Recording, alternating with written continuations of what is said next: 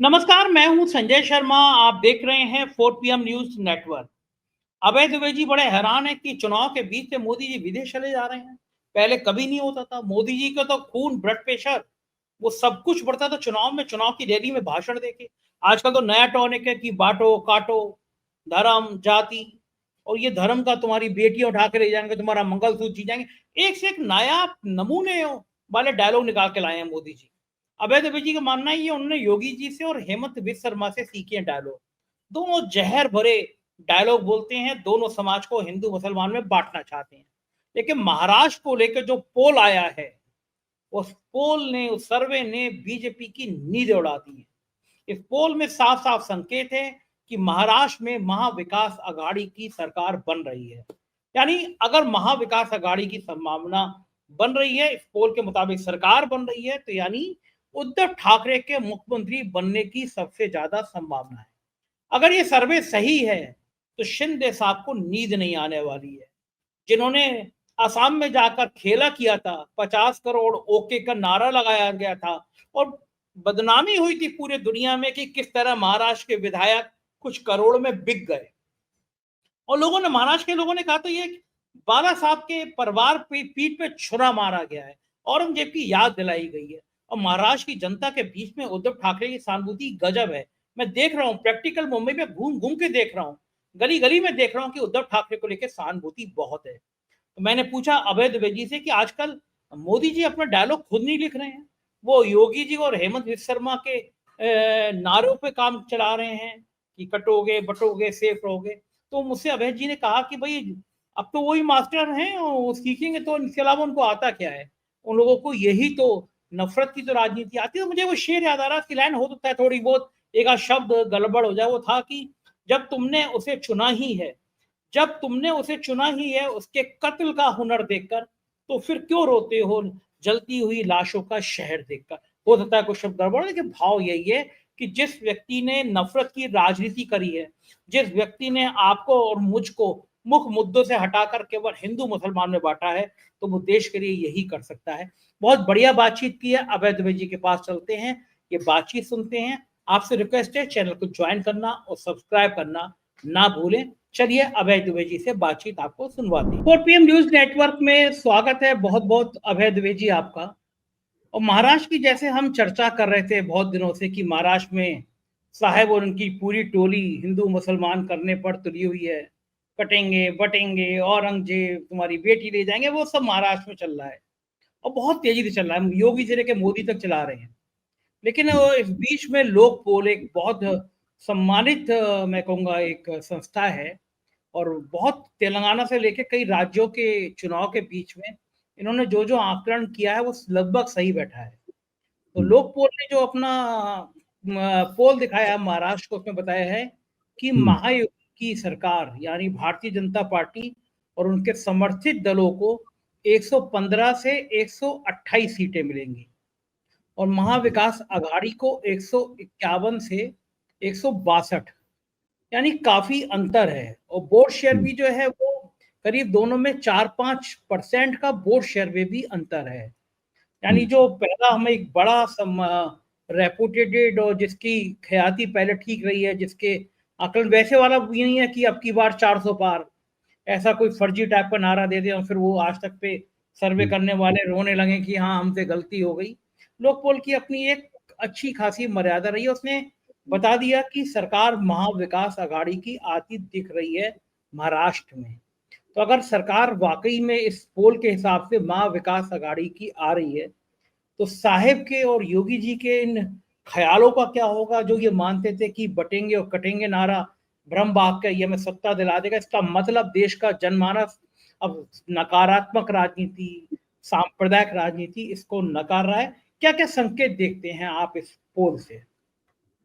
संजय जी, मैं भी चाहता हूं कि जो आपकी कामना है उसी तरह मेरी कामना भी यही साबित हो, यही सही साबित हो कि महायुति की 115 से 188 के बीच में जो सीटें, 128 के बीच में सीटें आती दिखाई दी हैं, और आघाड़ी की 151 से 162 के बीच में सीटें आती दिखाई दी हैं लोक पोल के जरिए। तो इसी के इर्द गिर्द कुछ चुनावी परिणाम हो।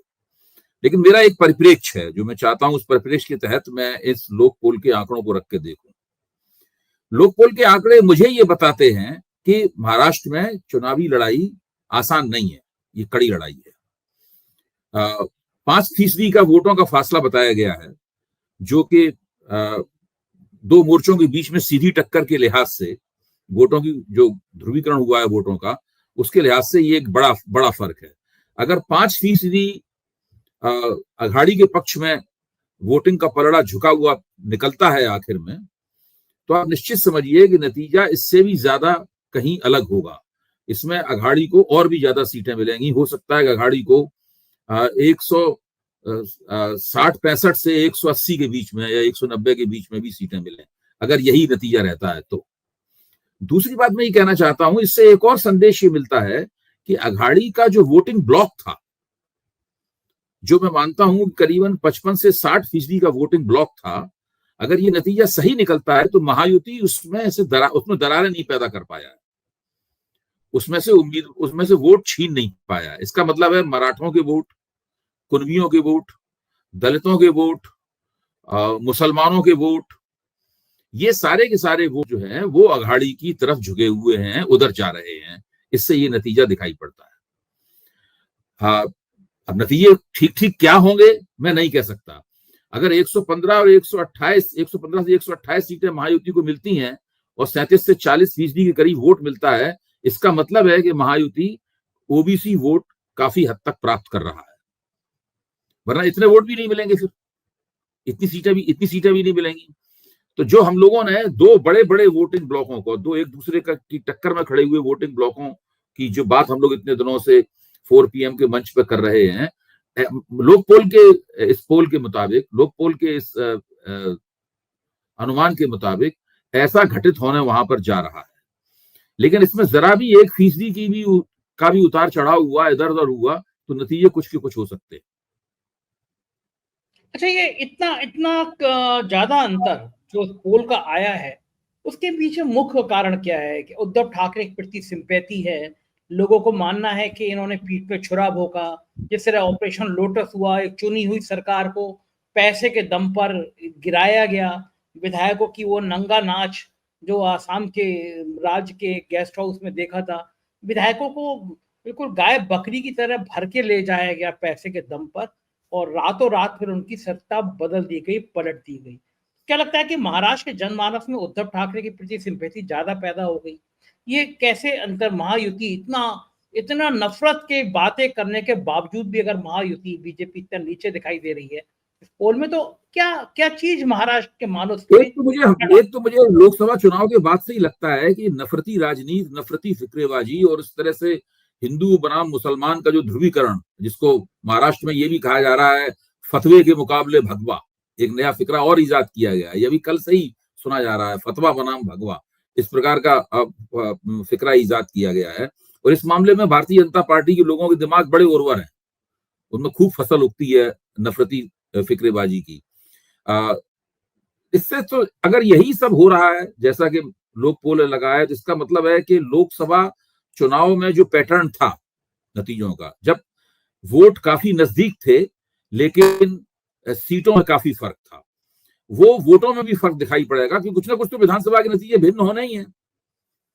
तो वही चीज इसमें दोहराई जा रही है, लोक पोल का जो हिसाब बताता है। इसका मतलब यह है कि महायुति अपनी तमाम कोशिशों के बावजूद, तमाम तरह के नफरती सांप्रदायिक नैरेटिव चलाने के बावजूद भी कुछ कर नहीं पा रही है। मुझे तो लगता है कि आदिवासी वोट भी अघाड़ी की तरफ ही झुके हुए हैं इसके मुताबिक।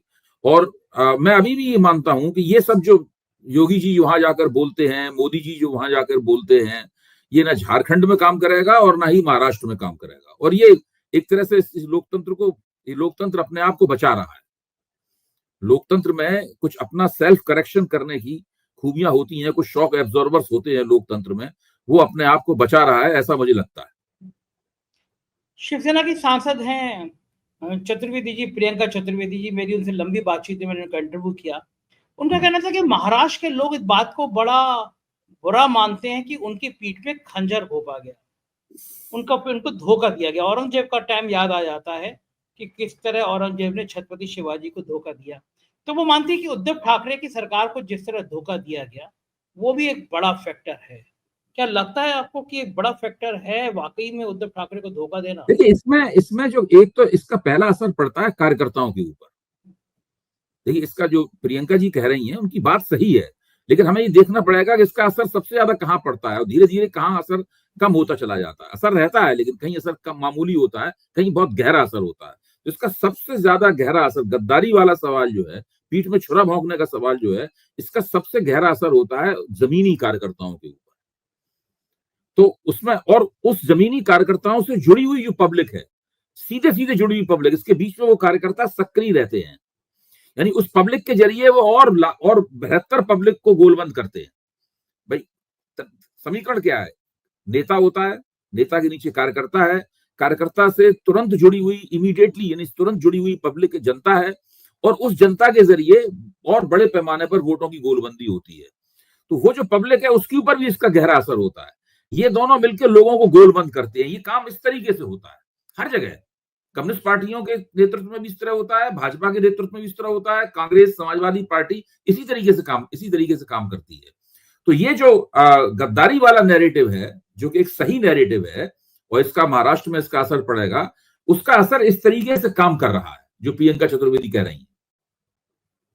देखो ठीक है, मैं देख रहा था कि सबसे ज्यादा करोड़पति और अरबपतियों की संख्या महाराष्ट्र में बढ़ी है।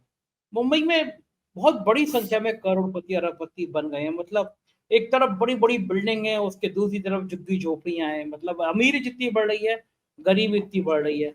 विदर्भ के संग इलाकों की बात करूं तो सबसे ज्यादा किसानों ने आत्महत्या करी है इस इलाके में। ये महाराष्ट्र है जिसको देश की आप आर्थिक राजधानी कहते हैं, आर्थिक नगरी कहते हैं। वहां के किसान आत्महत्या कर ले रहे हैं, उनके पास खाने के पैसे नहीं है, वो कर्ज के तले दब गए हैं, किसी को सुनने वाला नहीं है। किसानों की मौत किसी भी राजनीतिक पार्टी के बहुत बड़े फलक पे नहीं है, मंच पर नहीं है, बात नहीं हो रही है कि आखिर किसान कोई आत्महत्या अपनी जान दे दे गरीबी के कारण। तो ये महाराष्ट्र के किसानों का दर्द क्यों नहीं उभर पा रहा जितना इस चुनाव में उभरना चाहिए? तो यही तो कारण है कि लोकसभा चुनाव में विदर्भ में कांग्रेस ने मायावती को धूल क्यों चढ़ाई थी। भाई, विदर्भ के पूरे इलाके में कांग्रेस ने धुआंधार प्रदर्शन किया।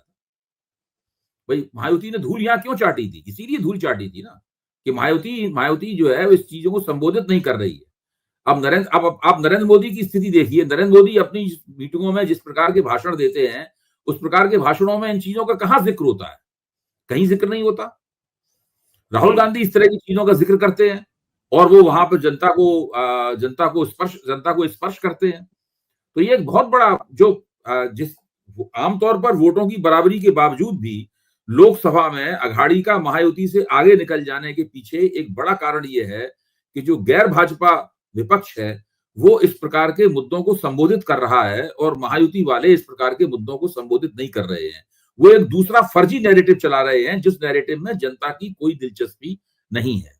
लेकिन महायुति के साथ भी पारंपरिक रूप से कुछ वोटिंग ब्लॉक्स हैं, तो उसके वोट तो उनको मिलेंगे ही, लेकिन जो एज है वो एज जो है वो सीधी की सीधी महाविकास अघाड़ी के पास चली जाएगी। आपने राहुल गांधी की बात की, तो राहुल गांधी का तो हेलीकॉप्टर भी रोक लिया गया आज, निर्वाचन जी आयोग जी से शिकायत की गई है। तो ये सब काम क्यों कर ले रहे हैं? कभी सोरेन का हेलीकॉप्टर रोक लिया जाता है, कभी कल्पना को परेशान कर दिया जाता है, अब राहुल गांधी का ही हेलीकॉप्टर 2-2, 3-3 घंटे आप नेता का हेलीकॉप्टर चुनाव के बीच में रोक लेंगे, वो चुनाव प्रचार कर रहा है, चुनाव रैली कर रहा है। ये देखिए, कहाँ का? नरेंद्र मोदी के नेतृत्व में जो भारतीय जनता पार्टी है उसकी ये थीसिस है कि विपक्ष को औकात पर रखो, विपक्ष को उसकी औकात बताते चलो, बीच बीच में उसे बताते चलो उस सत्ता में कौन है और आप कहाँ हैं और आपका कोना क्या है।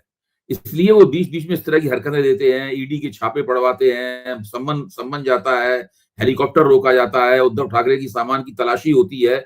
ये सारी चीजें चलती रहती हैं और लगातार सत्ता पक्ष की तरफ से ये गाली गलौज भी होती रहती है कि ये देश को तोड़ने वाले हैं, ये समाज को तोड़ने वाले हैं, ये गद्दार हैं, इनके औरंगजेब के खानदान से ताल्लुक रखते हैं, वगैरह वगैरह। इस प्रकार की वहां से लगातार बातें होती रहती हैं। मैं अभी भी ये मानता हूं कि ये भारतीय जनता पार्टी का मुगालता है, गलतफहमी है कि इस आधार पे उनको वोट मिल रहे हैं। भाजपा को वोट मिलते हैं, बहुत वोट मिलते हैं, पिछले 10 साल से भाजपा को वोट मिल रहे हैं। भाजपा को जो वोट मिले हैं वो इस प्रकार का नैरेटिव चलाने से नहीं मिले हैं वोट। भाजपा को 2014 के चुनाव में वोट इसलिए मिले थे, या उसके तुरंत बाद विधानसभा के चुनाव जो हुए थे उसमें वोट इसलिए मिले थे कि उस वक्त गैर भाजपा दलों की साख गिरी हुई थी और जनता नरेंद्र मोदी में और भारतीय जनता पार्टी में कुछ संभावनाएं देख रही थी। इसके बाद इन लोगों ने संस्थाओं को कैप्चर किया और एक दूसरी तरह की स्थिति बनाई। 2019 के चुनाव में उनको वोट इसलिए मिले क्योंकि वो पुलवामा वाली घटना हो गई थी, उसकी वजह से पूरा मामला इनकी तरफ झुक गया। वरना मैं अब तो मानता हूं 2019 के चुनाव में ही ये गठजोड़ सरकार में आ जाते, भाजपा की सरकार बनती, लेकिन स्पष्ट बहुमत की सरकार नहीं बनती, बल्कि गठजोड़ सरकार में आ जाते। ये मानते हैं कि हम जब सांप्रदायिकता भड़काते हैं तो हमें वोट उसकी वजह से मिलते हैं। मैं इस बात को स्वीकार करने से इनकार करता हूं। अभी नहीं, 90 के दशक से इस बात को स्वीकार करने से इनकार करता हूं। 90 के दशक में भी जो अटल बिहारी वाजपेयी के नेतृत्व में भारतीय जनता पार्टी को जो उछाल प्राप्त हुआ था, उसके बारे में कहा था कि राम जन्मभूमि आंदोलन के कारण हो रहा है। ये इन सब चीजों की भूमिका होती है। राम जन्मभूमि आंदोलन के कारण बहुत सारा जो ओबीसी समाज था वो भारतीय जनता पार्टी के साथ जुड़ा था, लेकिन ओबीसी समाज जैसे जैसे उस आंदोलन का प्रभाव कमजोर हुआ, वो ओबीसी समाज कोई हिंदुत्ववादी नहीं था, वो उससे अलग होता चला गया। आज वो पीडीए के नारे के तहत अखिलेश के साथ जुड़ा हुआ है। और इसमें संजय जी आपका ध्यान इस ओर गया होगा, मेरे ख्याल से नरेंद्र मोदी महाराष्ट्र में अपनी आखिरी सभा कर चुके हैं। कल मुंबई में उसके बाद वो विदेश चले जाएंगे, ये चले गए होंगे। और अब वो जब वो लौट के आएंगे उस वक्त तक महाराष्ट्र का चुनाव निबट चुका होगा। आपने कभी इस मुद्दे के ऊपर सोचा है? जरूर सोचा होगा, मैं ये मानता हूं आपकी जो निगाह है, आपकी निगाह में जरूर आया होगा कि एक प्रधानमंत्री जो 10 साल तक राज्य विधानसभाओं के चुनाव में जूझ कर रैलियां पर रैलियां करता रहा है और उसने किसी चीज का मतलब कभी भी बीमार नहीं पड़े। वो देखिए 10 साल में कभी ऐसा नहीं हुआ कि स्वास्थ्य खराब होने से नरेंद्र मोदी की रैली रुक गई हो। वो व्यक्ति महाराष्ट्र के चुनाव में और झारखंड के चुनाव के बीच में विदेश चला जाता है। आप सोचिए कितना फर्क पड़ गया है। ये इस फर्क के ऊपर गौर करने की जरूरत है। ये एक नई घटना है नरेंद्र मोदी के राजनीतिक जीवन के लिए, एक बिल्कुल नई बात है। ये भी एक नई बात है कि वो योगी जी द्वारा बनाए गए फिक्रे बटेंगे तो कटेंगे का उन्होंने इस्तेमाल किया। पहले वो किसी के बनाए हुए फिक्रे का इस्तेमाल नहीं करते थे, उनके बनाए हुए फिक्रे का दूसरे लोग इस्तेमाल करते थे। फिर एक है तो सेफ है वाला जो फिक्रा है, वो फिक्रा हेमंता बिश्व शर्मा का बनाया हुआ है, वो भी नरेंद्र मोदी का अपना बनाया हुआ नहीं है। नरेंद्र मोदी या तो योगी के बनाए हुए फिक्रे का इस्तेमाल कर रहे हैं, या असम के मुख्यमंत्री जो कांग्रेस से आए हैं भाजपा में, उसके बनाए हुए फिक्रे का इस्तेमाल कर रहे हैं। नरेंद्र मोदी ने अपने फिक्रे बनाने भी बंद कर दिए हैं। वो राज्य विधानसभाओं के चुनाव को बीच में छोड़कर विदेश यात्रा पर जा रहे हैं। अगर वो चाहते तो अपनी विदेश यात्रा को चुनाव के 10 दिन बाद भी उसके शेड्यूल बना सकते थे, लेकिन उन्होंने इसकी परवाह नहीं की। इसका सीधा मतलब है कि जो घरेलू मोर्चा है, उस घरेलू मोर्चे पे नरेंद्र मोदी अब धीरे धीरे वहां से अपना बोरिया बिस्तर बांध रहे हैं। और ये किसी और को, जैसे रिले रेस होती है उनमें बेटन जो है, वो रिले रेस में डंडा जो है दूसरे को एक धावक आता है दौड़ते हुए देता है, फिर आगे वाले किसी और को बेटन ट्रांसफर करने की अंदर खाने तैयारियां हो रही हैं। इसीलिए राष्ट्रीय स्वयंसेवक संघ ने नरेंद्र मोदी के खिलाफ बोलना बिल्कुल बंद कर दिया है, क्योंकि लगता है कि संघ मोदी इस सब में एक आपसी सहमति हो गई है कि कुछ दिन तक मोदी जी चलाएंगे, फिर धीरे से 2029 के चुनाव में वो ऐलान होगा 2029 के चुनाव में मैं नेतृत्व नहीं करूंगा, कोई और नेतृत्व करेगा। अब तो मेरे ख्याल से संघ इस बात पर दिमाग दौड़ा रहा होगा कि भाई कौन नेतृत्व करेगा, अमित शाह नेतृत्व करेंगे या कौन नेतृत्व करेगा। अब तो बात इसके लिए उस पर हो गई होगी। आपने देखा अभी अचानक गडकरी के बहुत सारे बयान, इंटरव्यू अखबारों में छपे, जबकि अभी तक गडकरी के इंटरव्यूज गायब थे।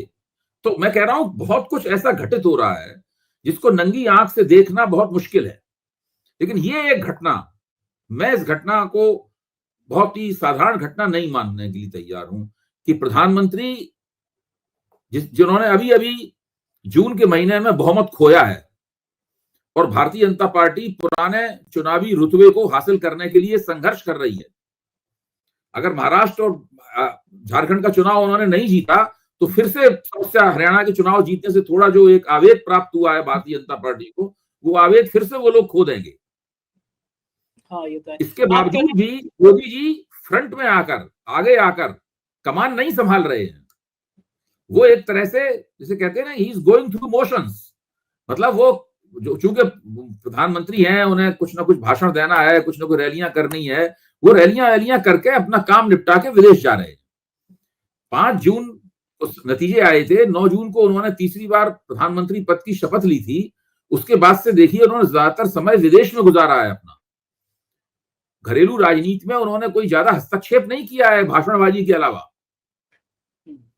घरेलू राजनीति का सारा काम जो है वो अमित शाह संभाले हुए हैं, या कोई और लोग संभाले हुए हैं, या राष्ट्रीय स्वयंसेवक संघ के जरिए की चीजें नियंत्रित और संचालित हो रही हैं।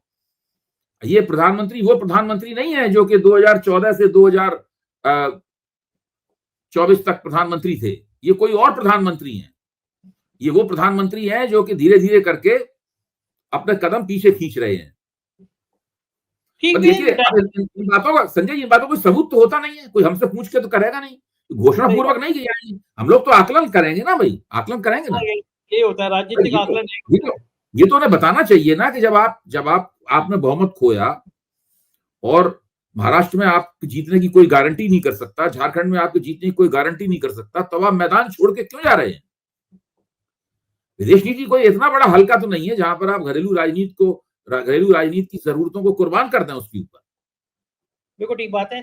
रिटायरमेंट प्लान भी अपना फाइनल कर रहे होंगे, और आपने कहा कि विदेश नहीं जाते थे पहले, तो मुझे आपको याद होगा कि हर चुनाव से पहले वो किसी गुफा में साधना करना चले जाते थे। तो क्या ऐसा नहीं है अब उन्होंने गुफा को, ये सब कुछ नहीं हो रहा है, कहाँ हो रहा है? देखिए अब तो वो सब नाटकबाजी भी नहीं है। तो ऐसा नहीं हो कि गुफा विदेश में ढूंढ लिया उन्होंने कि विदेश में साधना करने चले? नहीं, वो तो देखिए वो ये नाटक आपने बिल्कुल ठीक कहा। ये भी सोचा जा सकता है कि विदेश में किसी गुफा में बैठ के, तो वहां की तस्वीरें आनी चाहिए थी फिर। हाँ, ये बात तो सही है कि हाँ तस्वीरें भी नहीं आई ना, तो वो तस्वीरें नहीं आई, वहां की वीडियो नहीं आए, उस पर गोदी मीडिया ने बड़े बड़े कार्यक्रम नहीं किए। ऐसे ही थोड़ा मोदी जी विदेश की गुफा में बैठेंगे। तो विदेश में तो उनकी कोशिश चल रही है कि भाई रूस और यूक्रेन के बीच का युद्ध रुकवा दें, वो पश्चिम एशिया में शांति करवा दें। वो तो इस प्रकार की कोशिशें कर रहे हैं वहां पे। जब वो इस तरह की कोशिशें कर रहे हैं और इस तरह की मीडिया में हवाएं आ रही हैं, मीडिया में बातें कही जा रही हैं, तब तो इसका मतलब ये है कि उनके मंसूबे कुछ और ही हैं। भाई वहां पर युद्ध रुकवा देंगे पश्चिम एशिया में हमास और उसके बीच में, या सब करवा देंगे, तो उससे तो कोई महाराष्ट्र का चुनाव तो नहीं जीतेंगे ना वो। और भक्त लोग ये लिखने की हिम्मत भी नहीं जुटा पा रहे कि एक गुफा में ट्रंप और मोदी जी संग में बैठ के साधना कर रहे हैं, एलन मस्क गुफा के बाहर खड़े हैं। ये सब भी अभी लिखने की करना, वरना पहले तो यहाँ तक कहानियां यहाँ तक पहुंच जाती थी। आपने कहा कि मोदी जी जो कॉपी कर रहे हैं वो योगी की और असम के मुख्यमंत्री हेमंत बिस्वा शर्मा की कर रहे हैं। यानी मोदी जी ने भी वही दो नेता चुने जो समाज में काटो बांटो हिंदू मुसलमान करने के मास्टर। इसके अलावा आता क्या है? देखिए ना, योगी जी को कुछ आता है? आपने योगी जी को मुसलमान विरोधी घृणा फैलाने के अलावा और कोई काम करते हुए देखा आज तक? भाई आप इतने दिनों से मोदी, अब तो उनको भी 7वां 8वीं साल चल रही है, आपने कभी देखा कि उनको मुसलमान विरोधी घृणा का भाषण देने के अलावा उन्होंने कोई काम किया हो? धमकी के अलावा कोई और भाषा नहीं आती है। मिट्टी में मिला दूंगा, ये कर दूंगा, वो कर दूंगा, यही सब तो बोलते हैं वो। हेमंत बिस्वा शर्मा जैसे नया मुसलमान ज्यादा प्याज खाता है, उस तरीके से जब से वो कांग्रेस से बीजेपी में आए हैं, बीजेपी वालों का भी सांप्रदायिक घृणा फैलाने का रिकॉर्ड उन्होंने जो है वो बीट कर दिया है। ये हालत है। मोदी जी अभी लोकसभा चुनाव का 5 महीने पहले, 5.5 महीने पहले लोकसभा चुनाव में जो मुहिम चला रहे थे, वो मुहिम क्या थी? वो सांप्रदायिक घृणा से भरी हुई मुहिम थी। चुनाव आयोग को इन्हें रोकना चाहिए। चुनाव आयोग कुछ रोक कर नहीं रहा है, चुपचाप बैठा हुआ है, चुनाव आयोग होने दे रहा है। गांधी जी के 3 बंदरों की तरह है वो, तो उसका पूरा अनुपालन कर रहा है उसके। आज ध्रुव राठी ने बहुत अच्छा वीडियो बनाया था महाराष्ट्र के ऊपर, और देखते देखते 60-70 लाख लोगों ने देख लिया। ये भीड़ कहाँ से आती है? तो एक वीडियो को 60-70 लाख लोग देखते हैं। हम महाराष्ट्र में घूम रहे हैं, हमें सड़क चलते हैं चाय वाले टैक्सी वाले मिल जाते हैं, 4 PM की तारीफ करने लेते हैं। यानी देश में एक जनमानस ऐसा है जो गोदी मीडिया को टाटा बाय बाय कर चुका है, अब इस तरह के लोगों को देखने लगा है। देखिए मुझे तो इस प्रकार की बातें भी सुनने को मिली हैं, और इस प्रकार के कुछ सर्वेक्षणों के बारे में भी जानकारी मिली है कि जब मोदी जब टीवी स्क्रीन पे आते हैं तो लोग चैनल बदल देते हैं। अब लोग वो बात नहीं रह गई है। इसीलिए मैं कह रहा हूं ये मोदी जी के राजनीतिक कैरियर में ये बिल्कुल एक नई घटना है कि वो चुनाव के बीच में विदेश चले जाएं। बताइए, ऐसा पहले कभी हुआ है आज तक? क्या इस नई घटना का हम लोगों को नोटिस नहीं लेना चाहिए? क्या इसमें से हमें नए अर्थ नहीं निकालने चाहिए? भैया तो भाजपा वाले खुद बता दें उन्होंने क्यों किया ऐसा। अमित मालवीय बता दे, ट्वीट कर दें। हाँ, क्यों करते हैं ऐसा भाई। क्या मोदी जी को नहीं पता था कि शेड्यूल क्या होने वाला है? चुनाव आयोग तो उनसे पूछ पूछ के शेड्यूल बना रहा है। हाँ, उनकी हिम्मत भी नहीं है, वो तो वो यूपी के हाँ, उपचुनाव डाल लेते ये हैं।